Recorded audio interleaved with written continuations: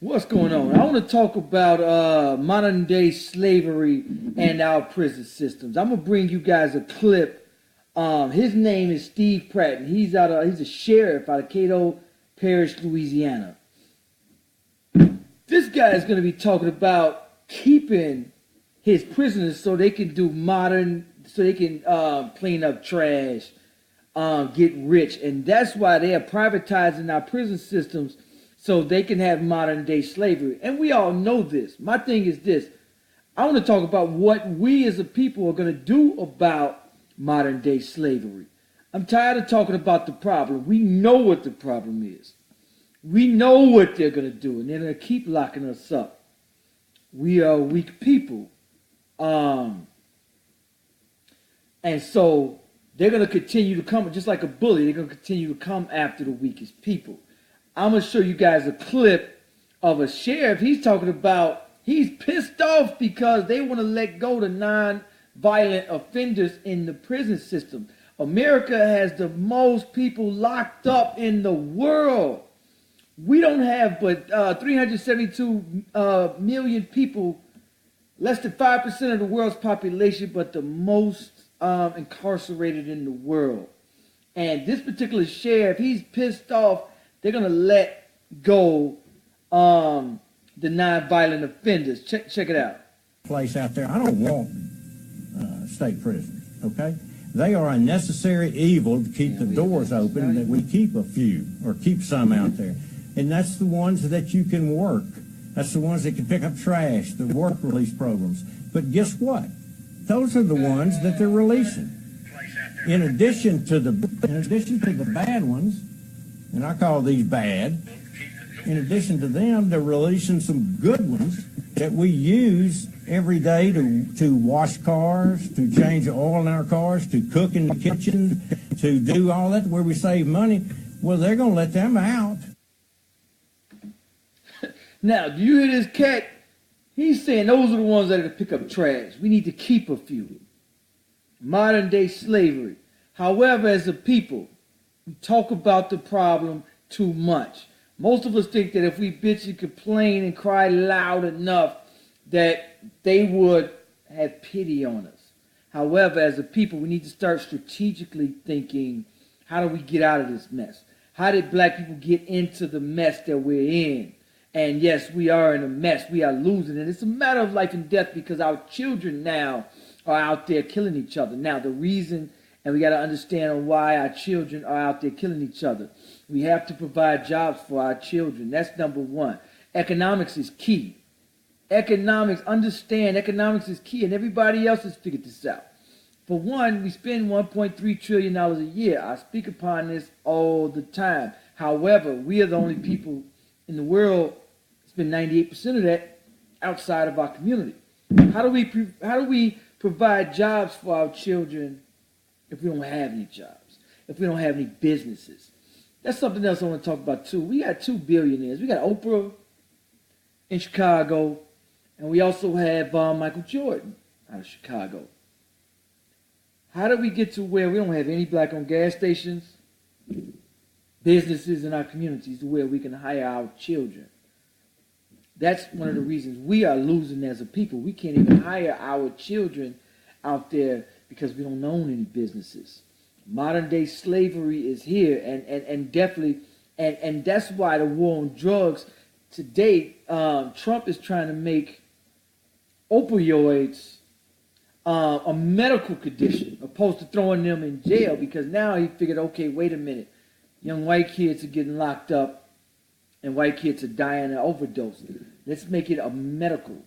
But when crack and marijuana that they provided, proven fact that the CIA brought that stuff into the country, purposely put it in the black community to destroy us, they instantly made that a criminal issue. No rehab, straight to jail. In fact, they even made it more jail time for rock cocaine because blacks use it. That's still a law in the books that still to this day that was proven just against blacks. Hold on.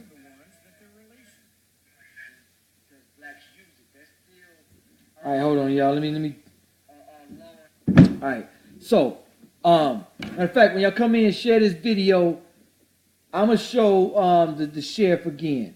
Now, understand that's why they privatizing prisons, because they're making billions. Why do y'all think some of these stores out here are making such a big profit and just pop up out of nowhere and are able to have cheap prices on their food, their clothing, everything cheaper? Is because they're getting slave wages. Prisoners are making license plates, furniture, you name it. That's why they need to fill those prisons. They also privatize them, stocks, bonds.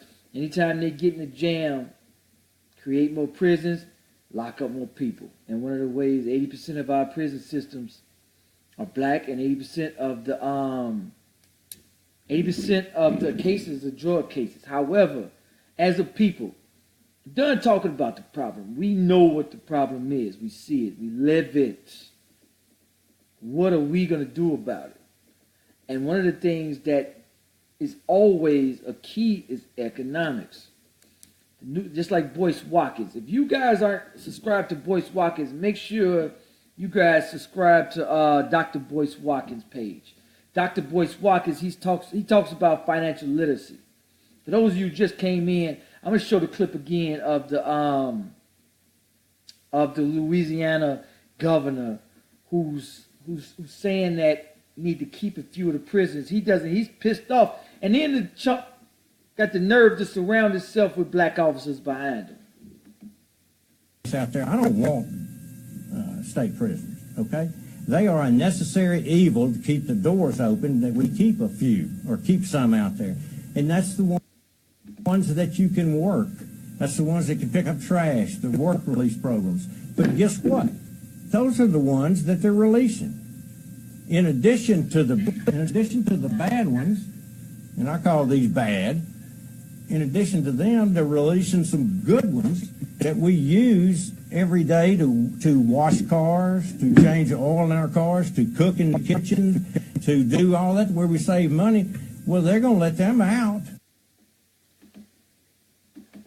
So, if you guys are not subscribed to my YouTube channel, make sure you go subscribe to my YouTube channel. Most of my videos go on YouTube. I put some of them on Facebook, not all of them.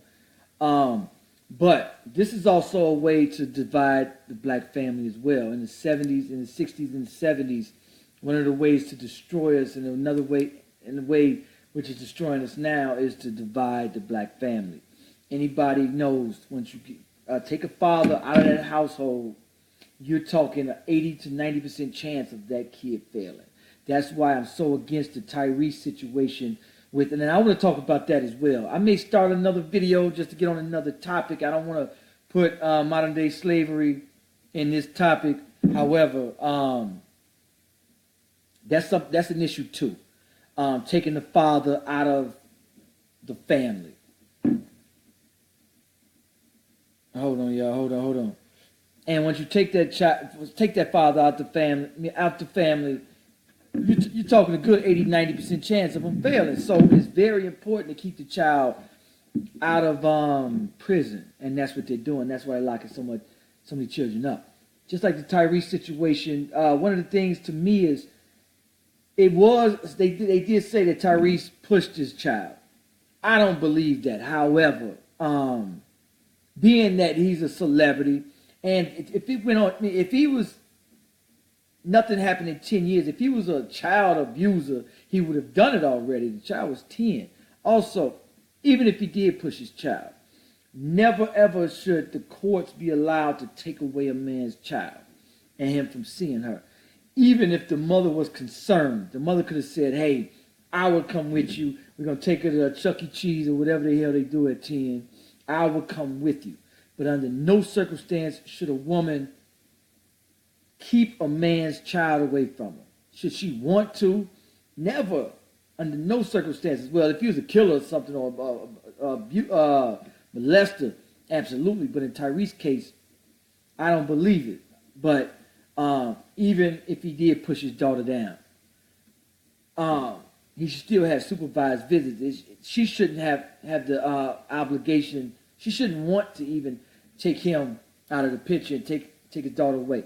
It's only going to destroy that child anyway. And so that's why I was so much opposed to that situation with Tyrese. What's going on, Dre? So that's the worst thing a mother can do is keep that child away.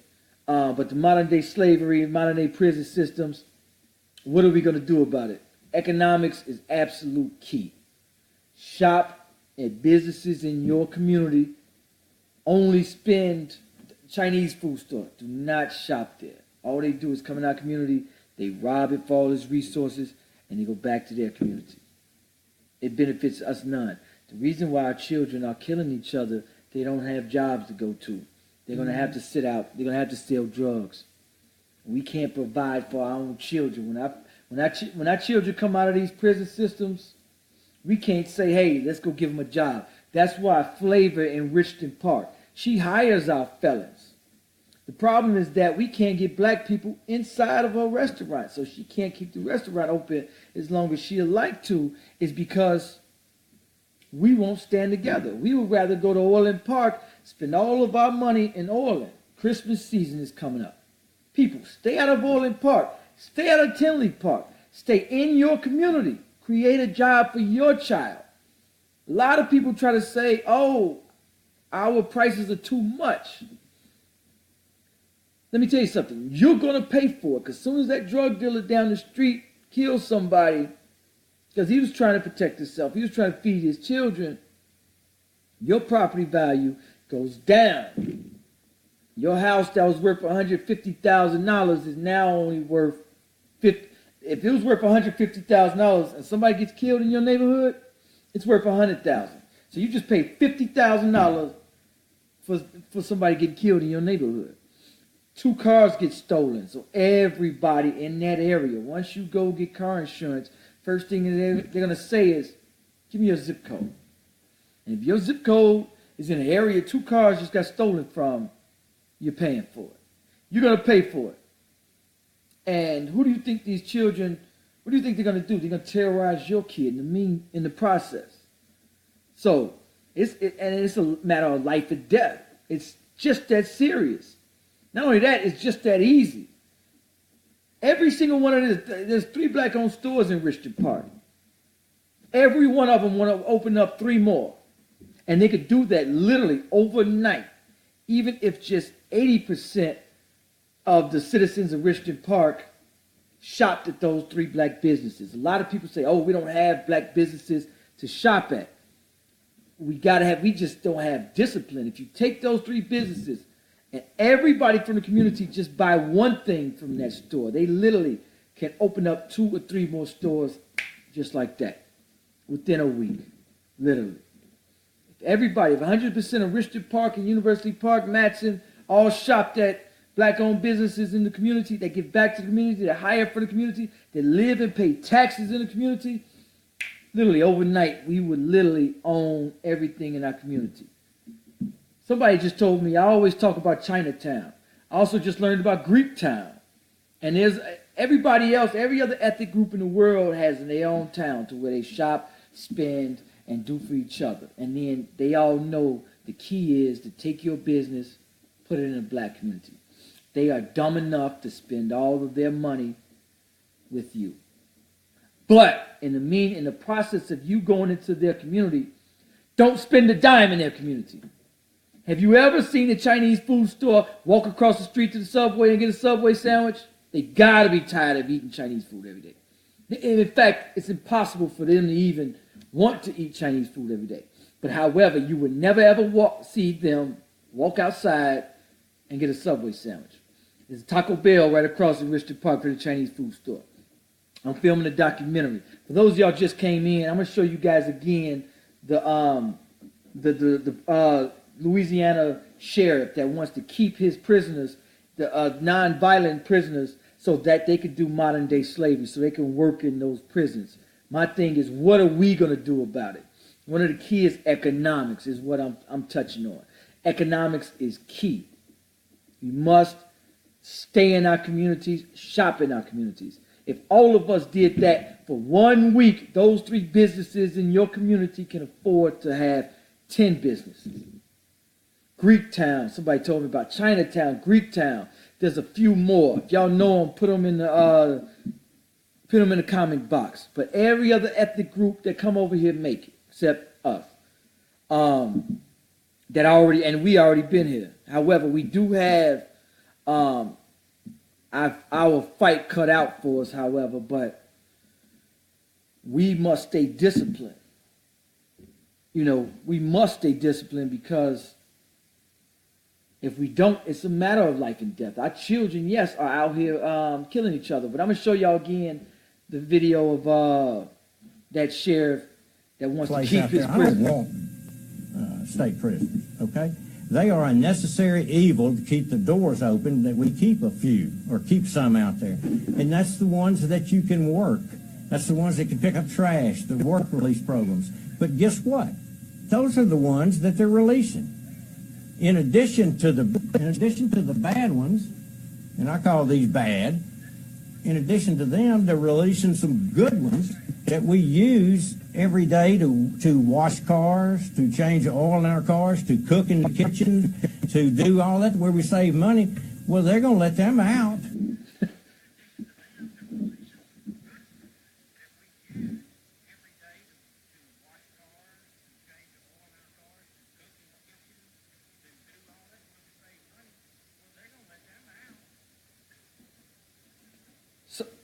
So, can y'all hear me all right?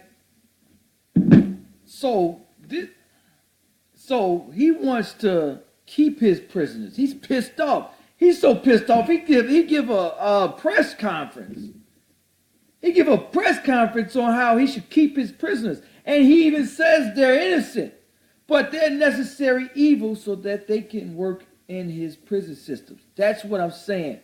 Divide and conquer. So once you take the man out the equation of the household, now you've destroyed another generation, because yes, that child is 80 to 90% chance of him failing, and failing miserable. Not only failing, but he'll destroy the rest of his community too, without a father. So now you put most of our population in prison. You keep them selling drugs. That's one way. How do you keep, and that's why I say economics is key. How do you keep people, a certain group of people going to jail? And I tell you, 80% of the prison systems are African Americans. But how do you keep African Americans going to jail? You set up foreign-owned businesses in their community. You keep them unemployed. If you keep them unemployed, you can easily guarantee that they'll have to sell drugs. And you will help them.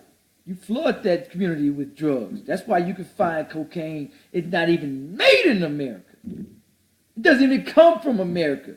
They shut the borders down so tight after 9/11, you can't squeeze a damn Mexican inside of our borders.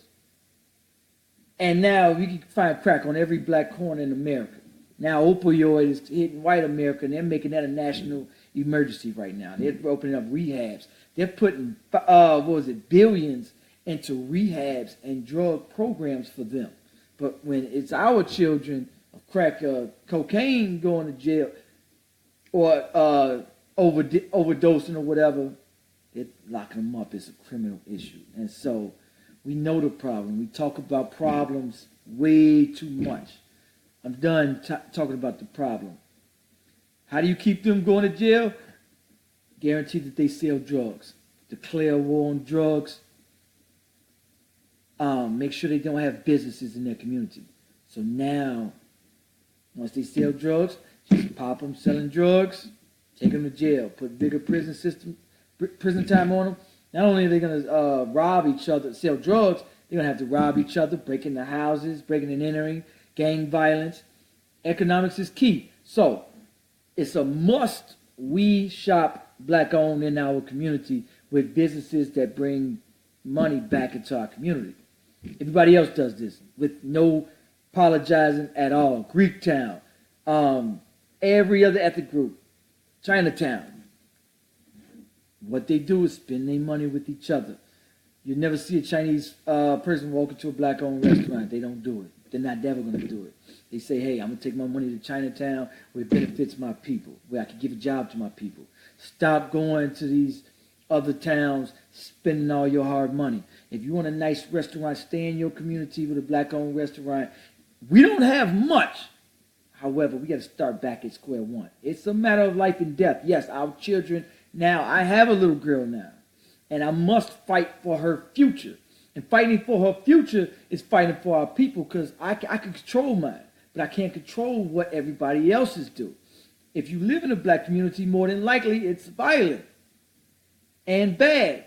Reason it's bad because it's 80-90% no fathers in the household, and you're talking 80-90% of the citizens no jobs, because we don't have jobs to provide for our people. And then just like this prison system is locking our brothers and sisters up, and that's what you're getting in the black community. That's why our communities are so violent. Then you see on TV, damn, these people murdering each other, killing each other. So those of you who are watching, make sure y'all subscribe to my YouTube channel.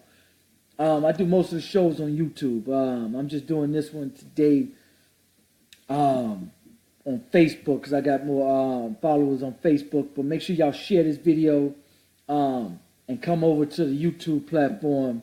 I'm going to put a link to it. It's just My Life in the Shy on YouTube. I'm filming a documentary on economics and to where we have to get active. I went to my village hall the other day to film and let them know I'm filming a documentary. We have to get proactive.